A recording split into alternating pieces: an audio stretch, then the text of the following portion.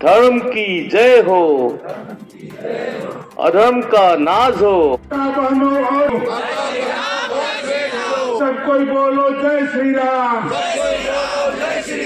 जय श्री राम, जय श्री राम। चमक रही तलवारें सबकी, चमक रहा त्रिशूल है। हिंदू को कमजोर न समझो, ये दुश्मन की भूल है।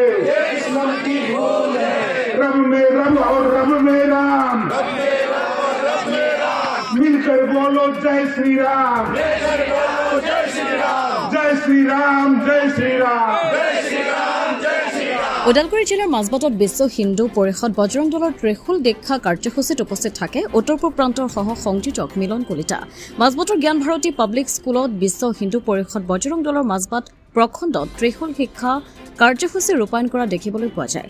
কাৰ্যসূচীৰ লগত সংগতি ৰাখি বন্তি প্ৰজ্বলন কৰে বিশ্ব হিন্দু পৰিষদৰ ওদালগুৰি জিলা সভাপতি নিপেন শৰ্মাই। বন্তি প্ৰজ্বলন কৰাৰ লগে লগে ত্ৰিশূল দীক্ষা প্ৰদান কৰে বজৰং দলৰ উত্তৰ পূব প্ৰান্তৰ সহ সংযোজক মিলন কলিতাই বুলি মাজবাট প্ৰখণ্ড বজৰং দলৰ সংযোজক ধীৰাজ তিৱাৰীয়ে জানিবলৈ দিছে।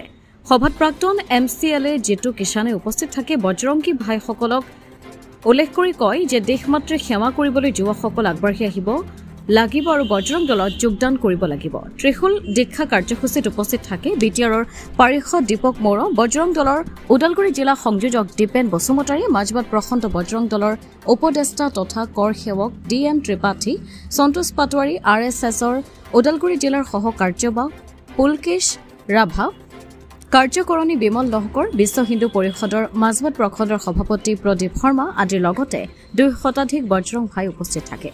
আপোনালোকে লাভ কৰিছে এই ত্ৰিশূলৰ কিন্তু আপোনালোকে সৎ ব্যৱহাৰ সদায় কৰিব লাগিব। আৰু এই ত্ৰিশূল হৈছে আপোনালোকে জানে হিন্দুত্বৰ প্ৰতীক।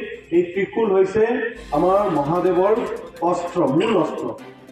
আমি হৰ হৰ মহাদেৱ বুলি কওঁ। হৰ হৰ মহাদেৱৰ মূল অস্ত্ৰ হৈছে ত্ৰিশূল। আজি এই ত্ৰিশূলৰ যি আপোনালোকে ধাৰণ কৰি আপোনালোকে এক পণ আপোনালোকে ধাৰণ কৰিছে, এটা শপত বাক্য পাঠ কৰিছে। এই শপত বাক্যটো কেৱল আমাৰ নিজৰ বাবে নহয়, এই সমাজৰ বাবে, এই সনাতনী সমাজৰ বাবে আমি কিমান সক্ষম হ'ব লাগিব, কিমান শক্তিশালী হ'ব লাগিব, ইয়াৰ কিন্তু এক আমাক আজি ইংগিত দিছে আমাৰ মিলন দাই।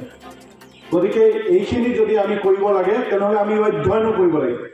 আমি আমাৰ সনাতনী যি হিন্দু সত্তা আছে তাৰ বিষয়ে বিভিন্ন পুথি বিভিন্ন সময়ত প্ৰকাশিত হৈ আহিছে আৰু ইয়াৰ ওপৰত অহা সংকটৰ বিষয়েও বিভিন্ন সময়ত বিভিন্ন পুথি প্ৰকাশ কৰি আহিছে।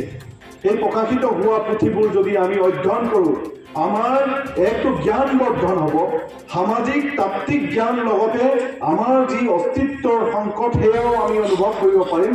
তাৰ লগতে আমি কি কৰিব পাৰিম, আমি কি ধৰণে আমি আগবাঢ়িব লাগে তাৰ পৰিকল্পনাও কৰিব পাৰিম। গতিকে আপোনালোকক সকলোকে উঠি অহা যুৱক যুৱতীসকল, আপোনালোকৰ মাজত এই যি আমাৰ কেৱল জ্ঞানৰ লগত নহয়, শাৰীৰিকভাৱেও যে আমি সক্ষমতা আমি অৰ্জন কৰিব লাগে তাৰ বিষয়েও আপোনালোকক ব্যাখ্যা কৰিছোঁ। আমি শাৰীৰিকভাৱে যদি আমি সষ্টম থাকোঁ, এটা সুস্থ মন কেতিয়া থাকে, যেতিয়া এটা সুস্থ শৰীৰ থাকে। সুস্থ শৰীৰৰহে সুস্থ মনৰ বাস হয় আৰু সুস্থ মন যেতিয়া সুস্থ থাকিব আপোনাৰ, তেতিয়া সুস্থ শৰীৰ থাকিব আৰু এই সুস্থ শৰীৰে সুস্থ চিন্তা হ'ব। আমাৰ চিন্তাধাৰা সুস্থ হ'ব আৰু চিন্তাধাৰা যদি সুস্থ হয় তেনেহ'লে আমি সমাজৰ সৰ্বাংগীন সৰ্বস্পৰ্শী সৰ্বব্যাপী বিকাশৰ কাৰণে আমি কাম কৰিব পাৰিম। আপোনালোকে দেখিছে আমাৰ যি হিন্দু সভ্যতা, সনাতনী সভ্যতা 7,000 8,000 কয়, কিছুমানে 15,000 বুলি কয় বা তাতো কয় পুৰণি আমাৰ সেই হিন্দু সভ্যতা।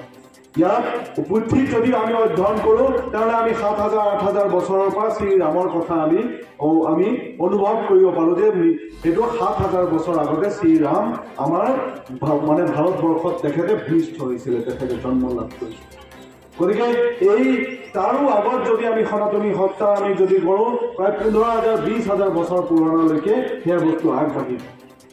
আপোনালোকক মই অনুৰোধ কৰিছোঁ যে সেইকাৰণে আমি অধ্যয়ন আৰু আমাৰ যি আমাৰ ব্যৱহাৰত আমাৰ জ্ঞানে আমাক যি সংস্কাৰ আনিব সেই সংস্কাৰৰ প্ৰয়োজন আছে।